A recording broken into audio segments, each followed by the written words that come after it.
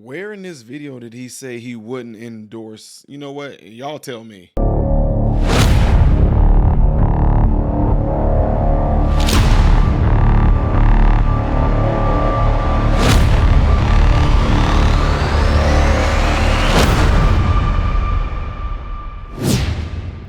What's going on, everybody? Hope you guys are all doing well. Welcome to my channel, Modern Renaissance Man. I am Ty Smith. Thank every last one of you guys for checking out my videos. I really do appreciate it. If you do like my content, make sure you hit the like button so that this content can consistently be recommended to you. And also don't forget to follow me on the channel you see listed above and the ones below, all right? Appreciate digging. And last thing, double check to make sure that you still are subscribed to the channel because YouTube will unsubscribe you, trust me.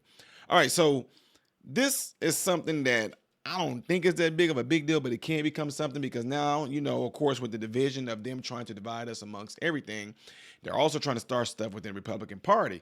So this title of this video don't really make sense because Rand Paul, who I really like, matter of fact, I like his father more. I mean, both of them are really strong, but I think Ron Paul, he was a monster. Like I liked how blunt, straightforward he was. And then Rand Paul, in his particular case, I like him because how hard he was on COVID and how he came at Fauci. And I still hope that he goes after him anyway when it's all said and done. I hope they do not back up. Video evidence and everything getting saved, all that stuff. But he is speaking on the things that's going on with Biden as well. But there's something in here that I think Fox News might have screwed up when they said Rand Paul is saying that he won't endorse President Trump. Watch this. President Biden attempting to squash any fears about his age in a new political ad for battleground states. I know I'm not a young man, but I know how to do this job. When you get knocked down, you get back up. Senator Rand Paul has been sounding the alarm on the president's mental acuity for months, and he joins us now. Senator, good morning. Great to see you. So just Team Biden's trying to argue that the president is fit for the job, that he may be older, but what we saw last Thursday night was not normal. Definitely not. What was your take on watching the president, given your observations over the past couple of months? You know, my concern is that weakness invites tragedy. You know, with the evacuation in Afghanistan, and this is, you know, a year or two ago now, the weakness of it, you know, retreating from a commercial airport instead of retreating if we were going to leave from the Air Force Base at Bagram, which would have been a much more sound military strategy. In that weakness, 13 soldiers died. But then the reaction also comes from a point of weakness and perhaps related to senility, is that he overreacts. And so he says, well, we must do something, and I must show that I'm not weak. And so there's an overreaction, and they killed an aid worker and several children with a drone because we must do something. The world thinks I'm weak. Americans think I'm weak. They think I'm ineffectual, so I have to do more. So really the problem with weakness often isn't inaction, it's overaction and response. But it also sends a signal to the world that America doesn't know what it's doing. Mm-hmm. And, you know, we saw the warnings from Khomeini recently from the Ayatollah saying something's going to happen somewhere around the world at one of your bases. And I take that at face value, and I think we have to be prepared.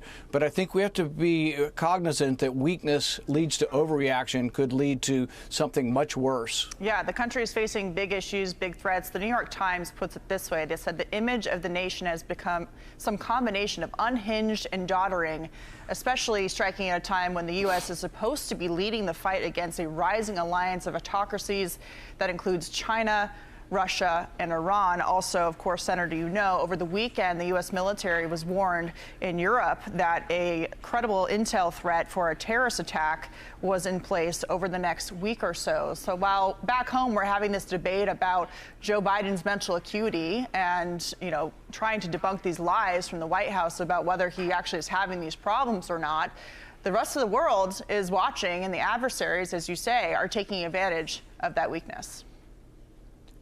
Well, and I think that you can see in contrast Donald Trump. Donald Trump, probably like very few other leaders, projects strength. He sometimes is bombastic, but nobody believes that he will sit idly by. But interestingly, and I've been around him when we were attacked, we had a drone shot down by the Iranians, and around him were many other people like, we've got to do something. We must bomb Tehran. We must invade Iran. And his response was much more reasoned, but his response was also such that he cared about every soldier, and he knew for every reaction there'd be a reaction, and that he was concerned, how many Iranian soldiers will we kill? How many will they come back and kill? And it was a very thoughtful process, much more so than I think people give Donald Trump credit for. But I think by projecting strength, you're allowed to have a more measured response. If you project weakness, like Biden does, then you become hysterical that I must do something, I must do something, we must attack, we must invade, because otherwise I will look weak. Right. So I think if you can project strength like Donald Trump does, it may actually save us and prevent us from entering into war needlessly. Yeah, panic never gives us good results in terms of policy, whether it's domestic or foreign policy. Senator, you've been a supporter of President Trump. The RNC convention is in about 2 weeks' time in Milwaukee. Are you going to give him your full endorsement? You know, I have told them I'm persuadable, but I'm going to need a little bit more of a conversation. If they're willing to have the conversation, I'm open to the discussion.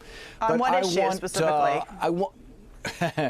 Well, the debt. I mean, there was about $8 trillion worth of debt added under the Trump administration. There will be about $8 trillion added under the Biden administration. I'm a deficit hawk. I ran for Congress because we have so much debt added. And so we have to do a better job on draining the swamp. The FDA under Trump with Scott Gottlieb, he went right out the revolving door back over to Pfizer, right, and then began suppressing speech on Twitter. So there are some things I would like help with the COVID investigation. And if Donald Trump is willing to say, when I am elected, I'm going to release all of the information for the presidency for my investigation, that would go a long way towards getting me. Okay, well, if you decide to do the endorsement, please come back and let us know. Senator Rand Paul, thanks for your time this morning. Yeah, that's the type of stuff I'm talking about. So, I don't know, Fox News, was this a way of you guys giving out this title? And I kind of use this title a little bit in my title to draw people in and get their attention, because the reason why I watched it was for the same reason why some of you guys probably watched this video. Rand Paul is not endorsing Trump. Now, I'm not the brightest person in the world, but I do consider myself fairly bright. Now, in this video, can any of you tell me where Rand Paul said he wouldn't endorse Trump? He pretty much saying, like, you know he's not going to endorse. For one, he's not going to vote for Biden. Come on now, let's get real.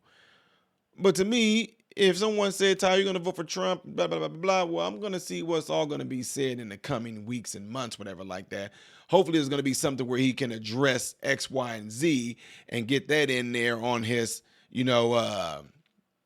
list of things that needs to be addressed. Hopefully he does all that. He does those things like that and say he's going to address that. He'll have my endorsement, but we got to wait until da-da-da-da-da-da-da-da. Just because you don't endorse somebody doesn't necessarily mean you're not voting for them. So anyway, did I miss something? Because y'all can go back and watch the video. I didn't hear in there where he said, no, I will not be endorsing Trump. He just pretty much said, I want to see what else is going to be said, blah, blah, blah, blah, before I actually do endorse Trump. That's what I got from that. What did y'all get from it? I don't know. Y'all let me know. Now, what I'm saying is I'm saying I don't know what y'all got from that, but I would like to know by you leaving it in the comment section after this video, all right? Let's hear from you guys. I know y'all like, dude, what is this all about? But yeah, it could become something and it don't have to necessarily become nothing. So what I mean by that is that sometimes when something like this happens, if no one watches this and get the whole context, let's just say hypothetically got the Trump and Trump, Rand Paul, never liked him. Great guy as far as strength. No, you know what I'm saying? Without even seeing the video. Because when I saw this, I had to go in there like, wait a minute, Rand Paul? What? I keep saying his name, Ron Rand. Y'all know what I mean. Anyway, let me know what y'all think by leaving the comments below after this video, all right? Don't forget to hit this before you get out of here. Appreciate it. I am Ty Smith, Modern Renaissance Man, hoping and praying that every last one of you have food, shelter, and clothing. Most of all, I pray every last one of you guys in great health, mentally, physically, emotionally, spiritually. God bless you all through Jesus.